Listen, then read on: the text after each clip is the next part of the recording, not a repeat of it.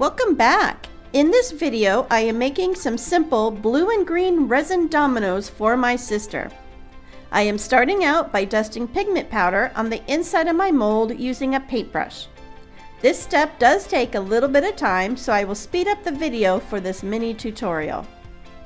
The pigment powder colors I am using are Hydrangea by Color Art and Pearl X 685 Spring Green. I will list all products I am using in the description box below. I like using a paintbrush for this technique because I feel it helps spread the powder easier, and I like the grungy, erratic effect it gives. Other alternatives to the paintbrush are an eye makeup applicator or sponge brushes. I feel these applicators give a softer look when used. Can you see how the paintbrush leaves excess powder in the mold? This helps to create what I call the grungy effect. The resin pulls different amounts of color as it cures and creates different depths of color with the powder. How cool is that? Now it is time to mix my resin according to the directions on the bottle. It is important not to take shortcuts during this step. As I stir, I will scrape the sides of the cup, the bottom of the cup, and the sides of my stir stick. I am not worried about air bubbles with this project because I will be adding color to the resin, which will help hide the bubbles. I would like a semi-transparent background for this project, so I will add a few drops of black alcohol ink into the resin and stir. For a little bit of sparkle, I will add a scoop of Unicorn Arts Crushed Crystal Magical Pigment Enhancer. These are mixing perfectly together. Now it is time to fill the molds.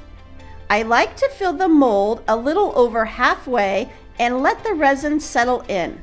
I can always add more resin to the cavities if needed. After the cavities have been filled, I will spritz with 91% isopropyl alcohol to start to release the air bubbles. I will also carefully add some heat. After I balance out a few areas, I will add another spritz of the isopropyl alcohol and let the resin rest for a few minutes. As the resin rests, I will clean my silicone mixing cup. Using a paper towel, I will wipe out the resin. Super simple, and now it's easy to use again. I see some bubbles surface, so I will add a little bit of heat, and then I will start cleaning the edges of the cavities. Using a paper towel, I will run my finger along the lines to clean the resin off. Doing this step now will minimize cleanup after the dominoes have cured.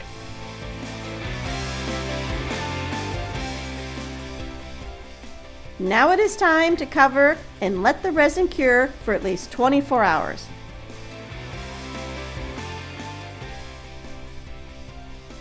Now for the fun, demolding. These are fairly easy to demold and fun to pop out. Look how neat these turned out.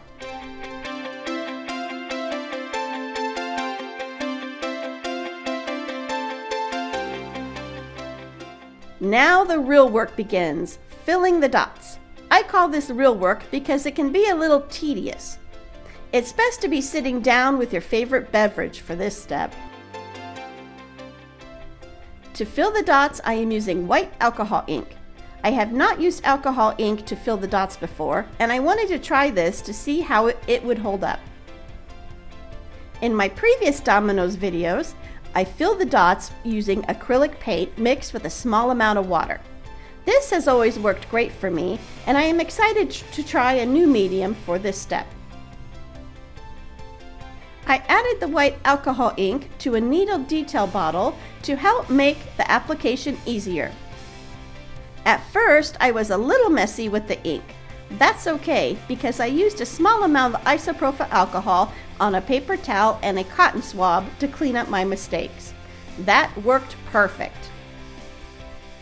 After I figured out that I need to clean the needle detail bottle often and to apply the color in the divider lines first, this step was more enjoyable.